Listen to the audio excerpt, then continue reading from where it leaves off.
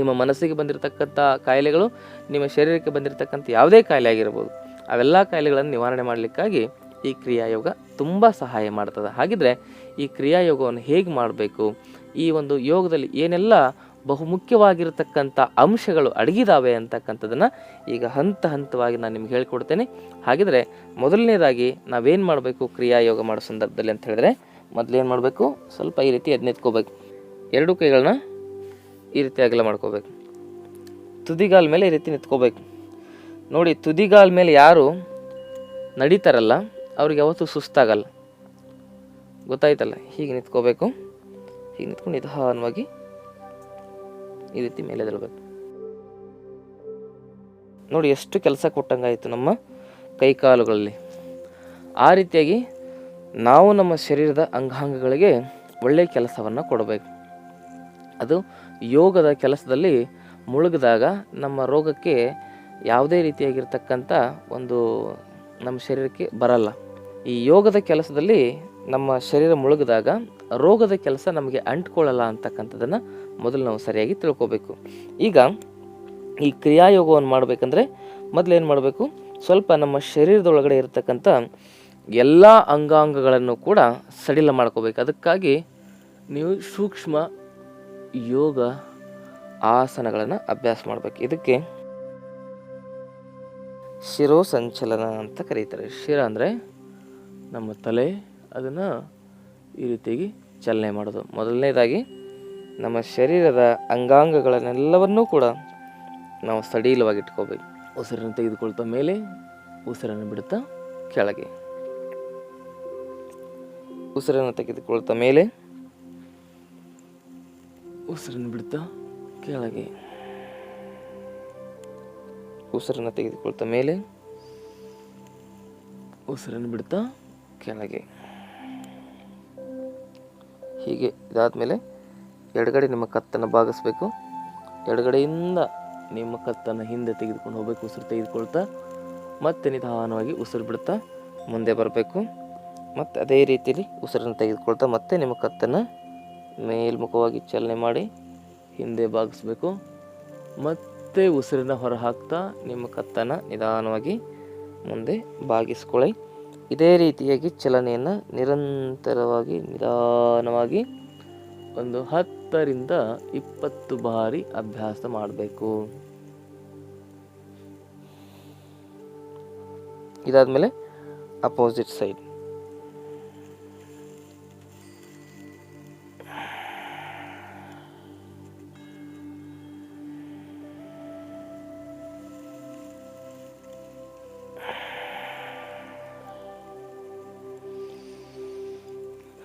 ತೆಗೆದುಕೋಬೇಕು, ನಿಧಾನ ಬಿಡಬೇಕು. ಈ ರೀತಿ ಮಾಡೋದ್ರಿಂದ ನಮ್ಮ ಮೆದುಳಿಗೆ ಹೆಚ್ಚು ರಕ್ತ ಸಂಚಾರ ಆಗೋದ್ರೊಂದಿಗೆ ನಮಗೆ ನೆನಪಿನ ಶಕ್ತಿ ಜಾಸ್ತಿ ಆಗುತ್ತೆ. ಜ್ಞಾಪಕ ಶಕ್ತಿ, ಏಕಾಗ್ರತೆ ಶಕ್ತಿ ಅಂದರೆ ಕಾನ್ಸಂಟ್ರೇಟ್ ಪವರ್. ಅದಾದಮೇಲೆ ನಮ್ಮಲ್ಲಿ ಮಾನಸಿಕವಾಗಿ ನಿರಾಳತೆ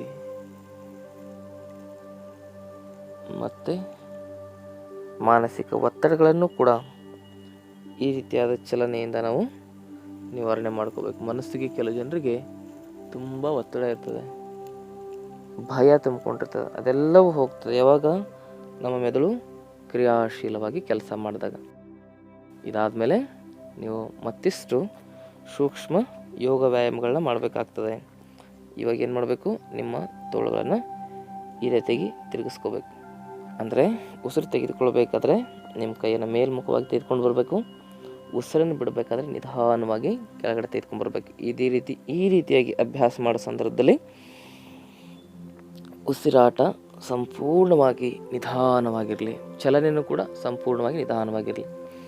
ಈ ಎಲ್ಲ ಸೂಕ್ಷ್ಮ ಯೋಗ ಆಸನಗಳನ್ನು ನಾವು ಮಾಡಿದರೆ ಮಾತ್ರ ನಾವು ಮುಂದೆ ವಿನ್ಯಾಸದಲ್ಲಿ ಸರಿಯಾಗಿ ನಮ್ಮ ಶರೀರವನ್ನು ಭಾಗಿಸಲಿಕ್ಕೆ, ಸರಿಯಾಗಿ ನಮ್ಮ ಶರೀರವನ್ನು ಚಲನೆಗೆ ಒಳಪಡಿಸಲಿಕ್ಕೆ ಸಾಧ್ಯ ಆಗ್ತದೆ. ಈ ರೀತಿ ಕ್ಲಾಕ್ ವೈಸ್ ಒಂದು 20 ಬಾರಿ, ಆ್ಯಂಟಿ ಕ್ಲಾಕ್ ವೈಸ್ ಒಂದು 20 ಬಾರಿ ಈ ರೀತಿ ಸುತ್ತಿಸ್ತಾ ಹೋಗಬೇಕು.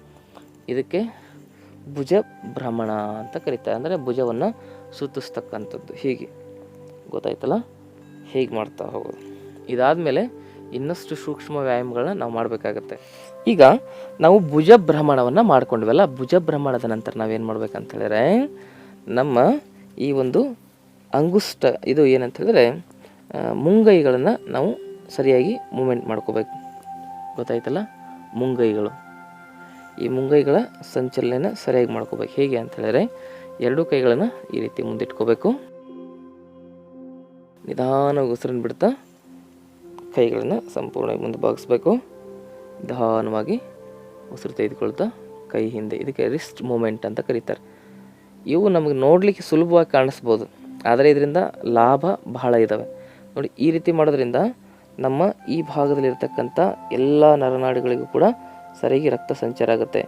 ಇಲ್ಲಿ ಯಾವಾಗ ಸರಿಯಾಗಿ ರಕ್ತ ಸಂಚಾರ ಆಗುತ್ತೆ ಅವಾಗ ನಮಗೆ ಲೈಂಗಿಕ ಸಮಸ್ಯೆಗಳೆಲ್ಲವೂ ಕೂಡ ನಿವಾರಣೆ ಆಗ್ತವೆ. ಲೈಂಗಿಕ ಸಮಸ್ಯೆ ನಿವಾರಣೆ ಮಾಡಲಿಕ್ಕಾಗಿ ಈ ಭಾಗದಲ್ಲಿ ನಾವೇನು ಮಾಡ್ತೇವೆ ಅಂತ ಹೇಳಿದ್ರೆ, ದಾರ ಕಟ್ಕೊಳ್ಳೋದು ಅಥವಾ ರುದ್ರಾಕ್ಷಿ ಕಟ್ಕೊಳ್ಳೋದು ಅಥವಾ ಬಳೆ ಹಾಕ್ಕೊಳ್ಳೋದು, ಇದೆಲ್ಲ ಅದೇ ಒಂದು ಕಾರಣದಿಂದಾಗಿ ಇಲ್ಲಿರ್ತಕ್ಕಂಥ ನರಗಳು ಸರಿಯಾಗಿ ಏನಾಗಬೇಕು, ಸ್ಟಿಮ್ಯುಲೇಟ್ ಆಗಬೇಕು. ಅಲ್ಲಿರ್ತಕ್ಕಂಥ ನರಗಳಿಗೆ ಒಂದು ಪ್ರೆಷರ್ ಸಿಗಬೇಕು. ಸ್ವಲ್ಪ ಅಲ್ಲಿ ಒತ್ತಿದಾಗ ಅದೇನಾಗ್ತದೆ, ಕ್ರಿಯಾಶೀಲವಾಗ್ತದೆ. ಇದಕ್ಕೆ ಏನು ಹೇಳ್ತಾರೆ ಅಂತ ಹೇಳಿದ್ರೆ ಅಕ್ಯುಪ್ರೆಷರ್ ಚಿಕಿತ್ಸೆ ಅಂತ ಕೂಡ ಕರೀತಾರೆ.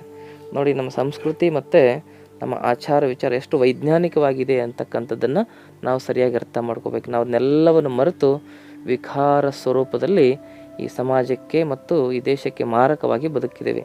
ಅದಕ್ಕೆ ನಮ್ಮ ಸಂಸ್ಕೃತಿಯಲ್ಲಿರ್ತಕ್ಕಂಥ ಒಂದು ಸೌಂದರ್ಯವನ್ನು, ನಮ್ಮ ಸಂಸ್ಕೃತಿಯಲ್ಲಿರ್ತಕ್ಕಂಥ ಒಂದು ಆನಂದವನ್ನು ನಾವು ಸರಿಯಾಗಿ ಅನುಭವಿಸಿದ್ರೆ ಜೀವನದಲ್ಲಿ ಬಹಳ ಸುಖವಾಗಿರ್ಬೋದು. ಈ ರೀತಿಯಾಗಿ ರಿಸ್ಟ್ ಮೂಮೆಂಟ್ ಮಾಡಬೇಕು.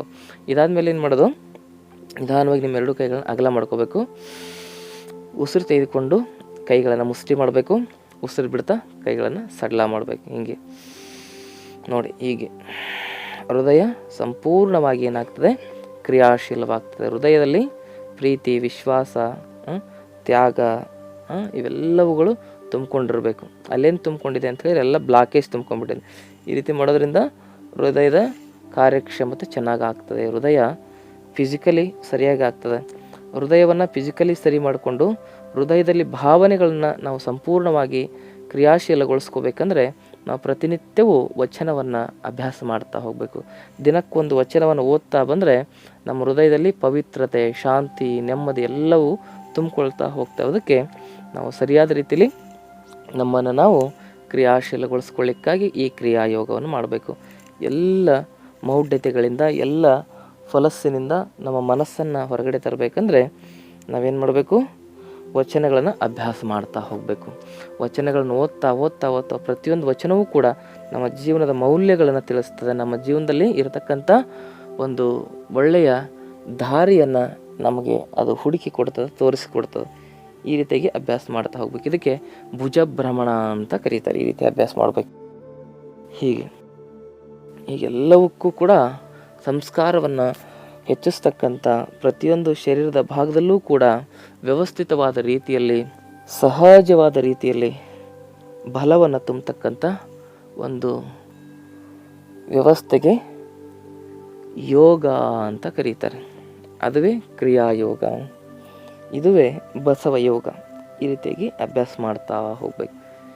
ಇದಕ್ಕೇನಂತ ಕರೀತಾರೆ ಅಂದರೆ ಭುಜ ಭ್ರಮಣ ಅಂತ ಕೂಡ ಕರೀತಾರೆ. ಇದನ್ನು ಕೂಡ ಭ್ರಮಣ ಅಂತ ಕರೀತಾರೆ. ಅಂದರೆ ಇದರಲ್ಲಿ ನಮ್ಮ ಭುಜಗಳು ವೃತ್ತಾಕಾರವಾಗಿ ಸುತ್ತಾ ಹೋಗ್ತವೆ. ಈ ರೀತಿಯಾಗಿ ಒಂದು 20 ಬಾರಿ ಕ್ಲಾಕ್ ವೈಸ್, ಒಂದು 20 ಬಾರಿ ಆ್ಯಂಟಿ ಕ್ಲಾಕ್ ವೈಸ್ ಈ ರೀತಿ ಸುತ್ತಾ ಹೋಗಬೇಕು. ಒಂದು ರೀತಿ ನಾವು ಯಾವ ರೀತಿ ಸುತ್ತಬೇಕಂದ್ರೆ ಸರಿಯಾಗಿ ನಮ್ಮ ಗಮನವನ್ನು ನಮ್ಮ ಕೈಗಳ ಮೇಲೆ ಇಟ್ಕೊಂಡೇ ಸುತ್ತಬೇಕು.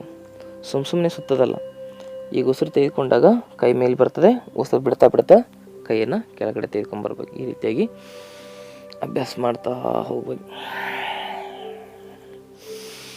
ಶರೀರಕ್ಕೆ ಒಂದು ಒಳ್ಳೆಯ ಸಂಸ್ಕಾರವನ್ನು ಕೊಡಲಿಕ್ಕಾಗಿ ನೀವು ಪ್ರತಿನಿತ್ಯವೂ ಕೂಡ ಈ ಅಭ್ಯಾಸಗಳನ್ನ ಮಾಡಬೇಕು. ನೋಡಿ, ಈ ರೀತಿಯಾಗಿ.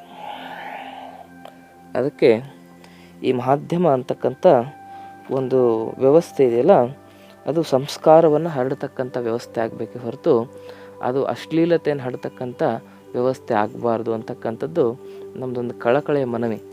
ಆ ಒಂದು ಮಾಧ್ಯಮದ ಮೂಲಕನೇ ಸಮಾಜವನ್ನು ತಿದ್ದಲಿಕ್ಕೆ ಹೊರಡಿರ್ತಕ್ಕಂಥ ಈ ಕೃಷ್ಣಪ್ಪನವರು ಈ ಬಸವ ಟಿ ವಿ ಅಂತಕ್ಕಂಥ ಒಂದು ಅತಿ ಅದ್ಭುತವಾಗಿರ್ತಕ್ಕಂಥ ಒಂದು ಮಾಧ್ಯಮವನ್ನು ಸೃಷ್ಟಿ ಮಾಡಿ ಇಲ್ಲಿ ಸಮಾಜಕ್ಕೆ ಬೇಕಾಗಿರ್ತಕ್ಕಂಥ ಒಂದು ಒಳ್ಳೆಯ ಸಂದೇಶಗಳನ್ನು ರವಾನಿಸ್ತಾ ಇದ್ದಾರೆ. ಅದಕ್ಕಾಗಿ ಈ ಮಾಧ್ಯಮಕ್ಕೆ ನಾವೆಲ್ಲರೂ ಬೆಂಬಲವನ್ನು ನೀಡೋದ್ರ ಮೂಲಕ ಒಳ್ಳೆಯ ಸಂಸ್ಕೃತವಾಗಿರ್ತಕ್ಕಂಥ ಸುಸಂಸ್ಕೃತವಾಗಿರ್ತಕ್ಕಂಥ ಸಮಾಜವನ್ನು ನಿರ್ಮಿಸಲಿಕ್ಕಾಗಿ ಸ್ವಲ್ಪ ನಾವೆಲ್ಲ ಸಹಾಯಕವಾಗಿ ಕೆಲಸ ಮಾಡಬೇಕಾಗ್ತದೆ.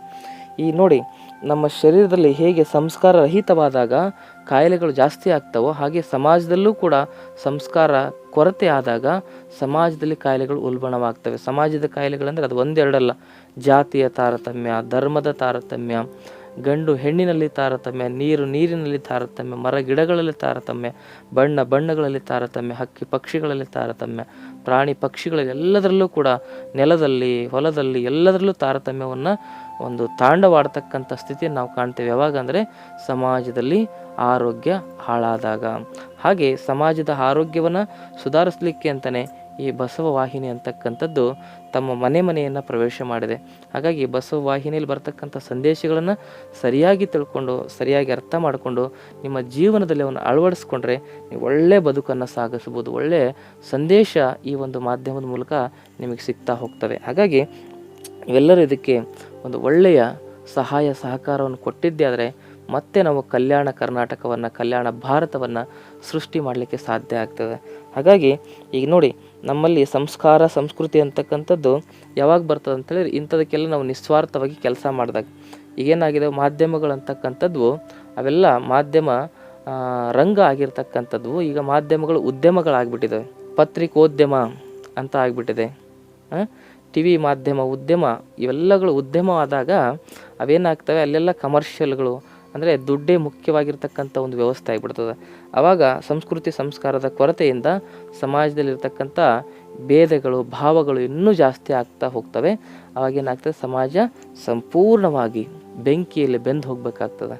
ಹಾಗಾಗಿ ಆ ಬೆಂಕಿಯಿಂದ ನಾವು ಪಾರಾಗಿ ಬಂದು ನಾವು ಒಳ್ಳೆಯ ಜೀವನ ನಡೆಸಬೇಕಂದ್ರೆ ನಾವೆಲ್ಲ ಸಂಸ್ಕೃತಿ ಸಂಸ್ಕಾರದ ಕಡೆಗೆ, ಸ್ಪಿರಿಚುವಲ್ ಹೆಲ್ತ್ ಕಡೆಗೆ ನಾವು ಜಾಸ್ತಿ ಮಹತ್ವವನ್ನು ಕೊಡಬೇಕಾಗ್ತದೆ. ಆ ಸ್ಪಿರಿಚುವಲ್ ಹೆಲ್ತ್ ನಿಮ್ಗೆ ಸಿಗಬೇಕಂದ್ರೆ ಸಿಗ್ತಕ್ಕಂಥ ಒಂದೇ ಒಂದು ಮಾಧ್ಯಮ ಅಂತ ಹೇಳಿದ್ರೆ ಅದು ಶ್ರೀ ಬಸವ ಟಿ ವಿ ಅಂತಲೇ ಹೇಳ್ಬೋದು. ಹಾಗಾಗಿ ಇದನ್ನು ನಾವೆಲ್ಲರೂ ಎದೆ ತಟ್ಟಿ ಎದೆ ಎತ್ತಿ ಹೇಳ್ತಕ್ಕಂಥ ಸತ್ಯ ಇದೆಲ್ಲವೂ. ಅದಕ್ಕೆ ನಾವು ಸರಿಯಾಗಿ ಅರ್ಥ ಮಾಡ್ಕೋಬೇಕು. ನೋಡಿ, ಈ ಒಂದು ಕ್ರಿಯಾಯೋಗದಲ್ಲಿ ನಮ್ಮ ಶರೀರ ಸಂಪೂರ್ಣವಾಗಿ ಕ್ರಿಯಾಶೀಲಗೊಳ್ತಾ ಹೋಗ್ತದೆ.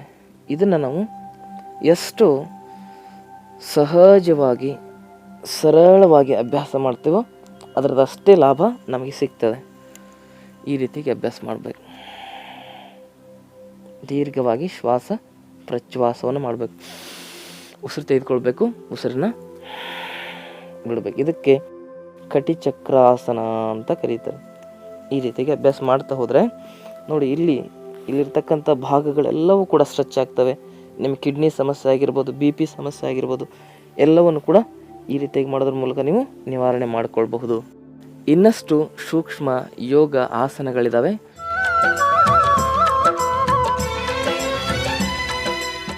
ವಿರಾಮದ ನಂತರ ಕಾರ್ಯಕ್ರಮಕ್ಕೆ ಮತ್ತೆ ತಮ್ಮೆಲ್ಲರಿಗೂ ಆತ್ಮೀಯವಾಗಿರ್ತಕ್ಕಂಥ ಸ್ವಾಗತ. ಆತ್ಮೀಯರೇ, ಕ್ರಿಯಾಯೋಗದ ಬಗ್ಗೆ ಹಲವಾರು ಮಾಹಿತಿಗಳನ್ನು ನಾನು ಕೊಡ್ತಾ ಇದ್ದೆ ನಿಮಗೆ. ಕ್ರಿಯಾಯೋಗ ಅಂತ ಹೇಳಿದ್ರೆ ಏನು, ಕ್ರಿಯಾಯೋಗದಲ್ಲಿ ನಮ್ಮ ಶರೀರಕ್ಕೆ ಆಗ್ತಕ್ಕಂಥ ಲಾಭಗಳೇನು ಅಂತಕ್ಕಂಥದ್ರ ಬಗ್ಗೆ ಕೂಡ ನಿಮಗೆ ಹಲವಾರು ಮಾಹಿತಿಗಳನ್ನು ನಾನು ಆಗಲೇ ಈಗ ಕಳೆದ 2 ಸಂಚಿಕೆಯಲ್ಲಿ ಕೊಡ್ತಾ ಇದ್ದೀನಿ. ಈಗ ಮತ್ತಿಷ್ಟು ಆ ಕ್ರಿಯಾಯೋಗದ ಬಗ್ಗೆ ಮಾಹಿತಿ ನೋಡೋಣ.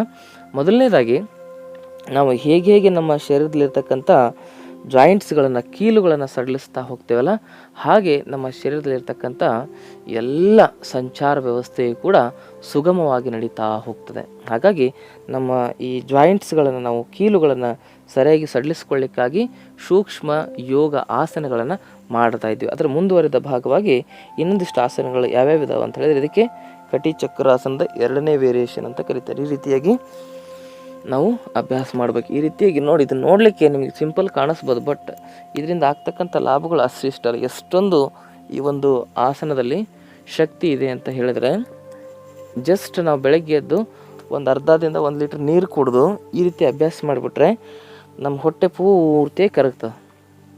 ಕೆಲವು ಜನರಿಗೆ ನೋಡ್ಬೇಕು ನೀವು, ಫ್ಯಾಮಿಲಿ ಪ್ಯಾಕ್ ಇಷ್ಟಿಷ್ಟು ದಪ್ಪ ಬಂದಿರ್ತವೆ. ಅದು ಎವರ್ ಪ್ರೆಗ್ನೆನ್ಸಿ ನೆವರ್ ಡಿಲಿವರಿ, ಅದು ಹೊಟ್ಟೆ ಕರಗೋದೇ ಇಲ್ಲ, ಗೊತ್ತಾಯ್ತಲ್ಲ. ಹಾಗಾಗಿ ಈ ರೀತಿಯಾಗಿ ನಾವು ಅಭ್ಯಾಸ ಮಾಡ್ತಾ ಹೋದರೆ ಅದೇನಾಗ್ತದೆ, ಹೊಟ್ಟೆ ಸಂಪೂರ್ಣವಾಗಿ ಕರಗ್ತದೆ ಮತ್ತು ನಮ್ಮ ಮಲ ವಿಸರ್ಜನೆ ಚೆನ್ನಾಗಾಗ್ತದೆ. ಗೊತ್ತಾಯ್ತಲ್ಲ. ಬೆಳಗ್ಗೆ ಎದ್ದು 1 ಲೀಟ್ರ್ ನೀರು ಕುಡಿಬೇಕು.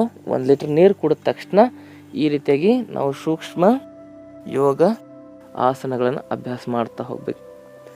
ಇವುಗಳು ಸೂಕ್ಷ್ಮವಾಗಿ ಕಂಡರೂ ಕೂಡ ಇದರ ಲಾಭ ಅತಿ ಹೆಚ್ಚಾಗಿರ್ತಕ್ಕಂಥದ್ದು ಅಂತಕ್ಕಂಥದ್ದು ನಾವು ಸರಿಯಾಗಿ ಅರ್ಥ ಮಾಡ್ಕೋಬೇಕು. ಸರಿಯಾಗಿ ತಿರುಗಿಸ್ತಾ ಹೋದರೆ ನಮ್ಮ ಹೊಟ್ಟೆ ಭಾಗದಲ್ಲಿರ್ತಕ್ಕಂಥ ಕರುಳಿನ ಭಾಗದಲ್ಲಿರ್ತಕ್ಕಂಥ ಎಲ್ಲ ಮಲವನ್ನು ಕೂಡ ನಾವು ಹೊರ ಹಾಕ್ಬೋದು.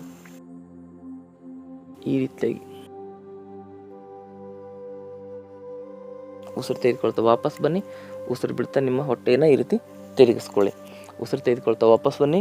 ಉಸಿರು ಬಿಡ್ತಾ ಹೊಟ್ಟೆನ ಈ ರೀತಿ ತಿರುಗಿಸ್ಕೊಳ್ಳಿ. ಇದೇ ರೀತಿ ನೀವು ಅಭ್ಯಾಸ ಮಾಡ್ತಾ ಹೋಗ್ಬೇಕು. ಇದೇ ರೀತಿ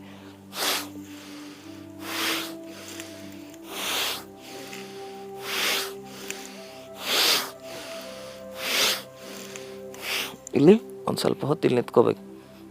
ದೀರ್ಘವಾಗಿ ಶ್ವಾಸ ಪ್ರಶ್ವಾಸ ಮಾಡಬೇಕು. ಎಡಗಡೆ ತಿರುಗಿದಾಗ ಬಲಗೈಯನ್ನು ಎಡ ಭುಜದ ಮೇಲೆ ಇಟ್ಕೋಬೇಕು. ಬಲಗಡೆ ತಿರುಗಿದಾಗ ಎಡಗೈಯನ್ನು ಬಲ ಭುಜದ ಮೇಲೆ ಇಟ್ಕೋಬೇಕು.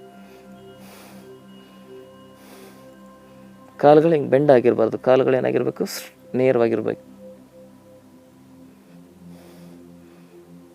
ಆಸನದಲ್ಲಿ ಹೋಲ್ಡ್ ಮಾಡಿದಾಗ, ಅದರಲ್ಲಿ ನಿಂತ್ಕೊಂಡಾಗ ಅದರದ್ದು ಹೆಚ್ಚು ಪ್ರಭಾವ ನಮ್ಮ ಶರೀರಕ್ಕೆ ಆಗ್ತದೆ.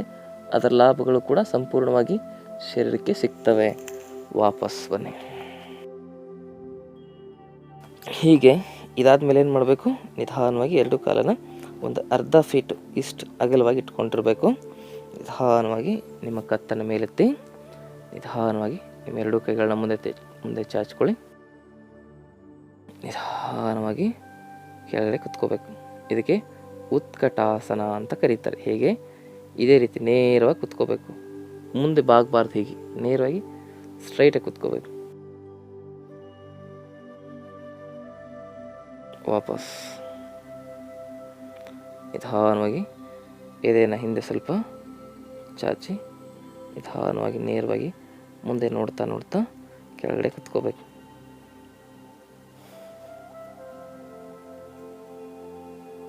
ವಾಪಸ್ ಎಷ್ಟು ಸಾಧ್ಯವೋ ಅಷ್ಟು ಕೆಳಗಡೆ ಕೂರಲಿಕ್ಕೆ ಪ್ರಯತ್ನ ಮಾಡಬೇಕು. Chair posture, chairman without chair. ಗೊತ್ತಾಯ್ತಲ್ಲ. ಚೇರ್ ಇಲ್ಲದೆ ಕೂಡ ನಾವು ಚೇರ್ಮೆನ್ ಆಗ್ಬೋದು. ಬೇರೆಯವ್ರು ಕೊಟ್ಟಿರ್ತಕ್ಕಂಥ ಚೇರು ಅದು ಶಾಶ್ವತವಲ್ಲ. ಆದರೆ ದೇವರು ನಮ್ಮ ಶರೀರದಲ್ಲಿ ಎಲ್ಲವನ್ನು ಕೊಟ್ಟಿದ್ದಾನೆ. ಅದನ್ನು ಬಳಸ್ಕೊಂಡ್ರೆ ನಾವು ಶಾಶ್ವತವಾಗಿ ಆನಂದ ನೆಮ್ಮದಿಯನ್ನು ಪಡೀಬೋದು. ಔಷಧಿಯಿಂದ ಬರ್ತಕ್ಕಂಥ ಆರೋಗ್ಯ ಶಾಶ್ವತವಲ್ಲ. ಯೋಗದಿಂದ ಬರ್ತಕ್ಕಂಥ ಆರೋಗ್ಯ, ಕಾಯಕದಿಂದ ಬರ್ತಕ್ಕಂಥ ಆರೋಗ್ಯ ಅದು ಶಾಶ್ವತವಾಗಿರತಕ್ಕಂಥದ್ದು. ಅದಕ್ಕೆ ನಾವೆಲ್ಲರೂ ಕಾಯಕ ಜೀವಿಗಳಾಗಬೇಕು. ಕೆಲಸ ಮಾಡಿನೇ ಊಟ ಮಾಡಬೇಕು. ಪ್ರತಿಯೊಂದು ಆಹಾರದ ತುತ್ತು ಬಾಯಿಗೆ ಹೋಗೋ ಸಂದರ್ಭದಲ್ಲಿ ನಾವು ನಮ್ಮ ಆತ್ಮಾವಲೋಕನವನ್ನು ಮಾಡಿಕೊಂಡು ನಾವು ಆ ಪ್ರಸಾದವನ್ನು ಸೇವನೆ ಮಾಡಬೇಕು. ಏನಂತ ನಮ್ಮನ್ನು ನಾವು ಕೇಳ್ಕೊಬೇಕಂದ್ರೆ, ಆ ಆಹಾರವನ್ನು ಹಿಡಿದಾಗ ಇದು ಬೇರೆಯವರ ಕಣ್ಣೀರ ಅಥವಾ ನನ್ನ ಬೆವರಿನ ಪ್ರತಿಫಲನ ಅಂತಕ್ಕಂಥದ್ದನ್ನು ನಾವು ಕೇಳಿಕೊಂಡು ಪ್ರಸಾದ ಸೇವನೆ ಮಾಡಬೇಕು. ಅದು ಬೇರೆಯವರ ಕಣ್ಣೀರಾಗಿರಬಾರ್ದು. ಅದು ಬೇರೆಯವರ ನೋವಿನಿಂದ ಬಂದಿರತಕ್ಕಂಥ ಒಂದು ಪ್ರಸಾದ ಆಗಿರಬಾರ್ದು. ಗೊತ್ತಾಯ್ತಲ್ಲ. ಅದಕ್ಕಾಗಿ ನಾವು ಪ್ರತಿಯೊಂದು ಜೀವನದ ಹಂತದಲ್ಲೂ ಕೂಡ ನಮ್ಮನ್ನು ನಾವು ಆತ್ಮಾವಲೋಕನ ಮಾಡಿಕೊಂಡು ಬದುಕಿದಾಗ ಮಾತ್ರ ನಾವು ಯೋಗಿಗಳಾಗ್ತೀವಿ. ಯೋಗ ಅಂದರೆ ಶಾರೀರಿಕವಾಗಿ ಬಲಿಷ್ಠವಾಗ್ತಕ್ಕಂಥದ್ದು ಅಷ್ಟೇ ಅಲ್ಲ, ಆತ್ಮದ ದರ್ಶನದಿಂದ ಪರಮಾತ್ಮನ ದರ್ಶನ ಮಾಡ್ತಕ್ಕಂಥದ್ದು. ಅದಕ್ಕೆ ಯೋಗ ಅಂತ ಕರೀತಾರೆ. ಯೋಗ ಅಂತ ಹೇಳಿದರೆ ಅದು ಕೇವಲ ಪ್ರದರ್ಶನಕ್ಕೆ ಆಗಿ ಮಾಡ್ತಕ್ಕಂಥದ್ದಲ್ಲ, ಇದು ಪ್ರಭುವಿನ ದರ್ಶನಕ್ಕಾಗಿ ಮಾಡ್ತಕ್ಕಂಥದ್ದು. ಅದಕ್ಕೆ ಯೋಗ ಅಂತ ಕರೀತಾರೆ. ಹಾಗಾಗಿ ನಾವು ಸಹಜವಾದ ರೀತಿಯಲ್ಲಿ ಜೀವನದ ಕ್ರಮಗಳನ್ನು ಸರಿಯಾಗಿ ಅರ್ಥ ಮಾಡ್ಕೊಳ್ಳಿಕ್ಕೆ ಇರ್ತಕ್ಕಂಥ ಒಂದು ಪರಿಪೂರ್ಣವಾಗಿರ್ತಕ್ಕಂಥ ಮಾರ್ಗವೇ ಯೋಗ. ಅದಕ್ಕೆ ಬಸವ ಯೋಗ ಅಂತ ಕರೀತಾರೆ. ಈಗ ನೋಡಿ, ಕ್ರಿಯಾಯೋಗದಲ್ಲಿ ಮುಂದಿನ ಆಸನ ಏನಂತ ಹೇಳಿದ್ರೆ, ನಿಧಾನವಾಗಿ ಈ ರೀತಿ ನಿಂತ್ಕೋಬೇಕಾಗ್ತದೆ. ನಿಧಾನವಾಗಿ ನಿಮ್ಮ 2 ಕೈಗಳನ್ನು ಈ ರೀತಿ ಹಿಂದೆ ಚಾಚ್ಕೊಳ್ಳಿ, ಹಿಂದೆ ಕಟ್ಕೋಬೇಕು. ಈ ರೀತಿ ಹಿಂದೆ 2 ಕೈಗಳನ್ನ ಹೋಲ್ಡ್ ಮಾಡಬೇಕು. ನಿಧಾನವಾಗಿ ಉಸಿರನ್ನು ತೆಗೆದುಕೊಳ್ತಾ ನಿಮ್ಮ ಇಡೀ ಶರೀರವನ್ನು ಹಿಂದೆ ಬಾಗಿಸಿ. ಯಾರಿಗೆ ಬೆನ್ನು ಇರ್ತದೆ, ಯಾರಿಗೆ ಕತ್ತು ನೋವು ಇರ್ತದೆ, ಯಾರಿಗೆ ಥೈರಾಯ್ಡ್ ಸಮಸ್ಯೆ ಇರ್ತದೆ, ಈ ಆಸನ ಬಹಳ ಮುಖ್ಯ. ವಾಪಸ್ ಬನ್ನಿ. ನಿಧಾನವಾಗಿ ಕೆಳಗಡೆ ಬಾಗಿ ನಿಮ್ಮ ಹಣೆಯನ್ನು ಮೊಣಕಾಲಿಗೆ ಸ್ಪರ್ಶ ಮಾಡಲಿಕ್ಕೆ ಪ್ರಯತ್ನ ಮಾಡಿ.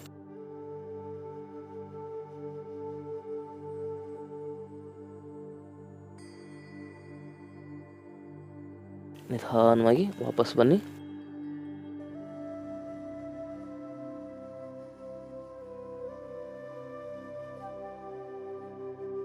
ನಿಧಾನವಾಗಿ ಕೆಳಗಡೆ ಬಾಗಿ.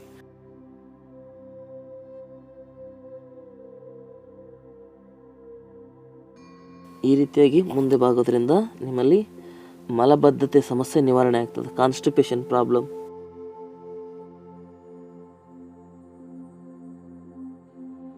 ನಿಧಾನವಾಗಿ ಮೇಲೆ ಬನ್ನಿ.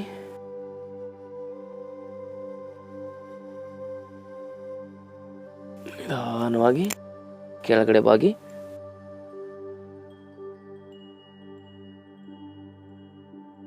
ಮತ್ತೆ ನಿಧಾನವಾಗಿ ಮೇಲೆ ಬನ್ನಿ.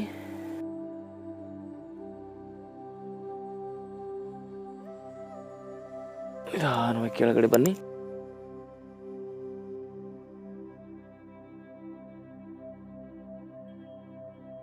ಮತ್ತೆ ನಿಧಾನವಾಗಿ ಮೇಲೆ ಬನ್ನಿ.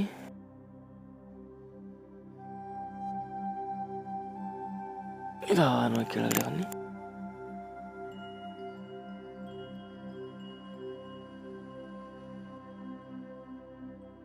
ನಿಧಾನ ಮೇಲೆ.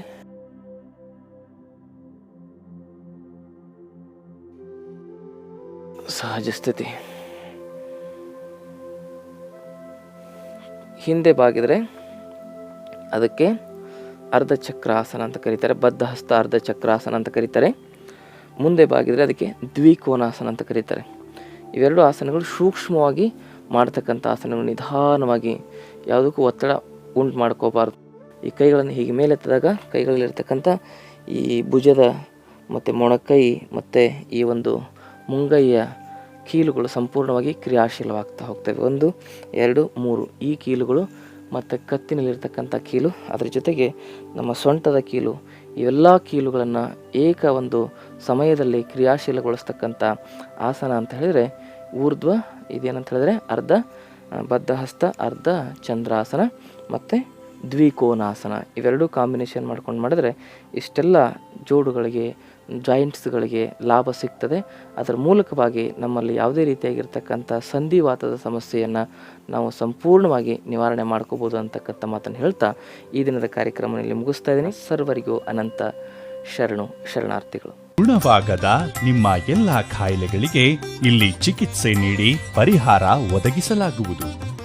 ಯೋಗ ನಿಸರ್ಗ ಚಿಕಿತ್ಸೆ ಹಾಗೂ ಆಯುರ್ವೇದ ಚಿಕಿತ್ಸಾ ತರಬೇತಿಗಾಗಿ ಸಂಪರ್ಕಿಸಿ ವೈದ್ಯ ಶ್ರೀ ಚನ್ನಬಸವಣ್ಣ, ಶ್ರೀ ಗಂಗಾ ಯೋಗ ನಿಸರ್ಗ ಚಿಕಿತ್ಸಾ ಹಾಗೂ ಆಯುರ್ವೇದ ಸಂಶೋಧನಾ ಕೇಂದ್ರ, ನಂಬರ್ 13, 6ನೇ ಮುಖ್ಯ ರಸ್ತೆ, ಟಾಟಾ ನಗರ ವೃತ್ತ, ಬಾಲಾಜಿ ಲೇಔಟ್, ಸಹಕಾರ ನಗರದ ಹತ್ತಿರ, ಕೊಡುಗೆಹಳ್ಳಿ ಮುಖ್ಯ ರಸ್ತೆ, ಬೆಂಗಳೂರು 560094.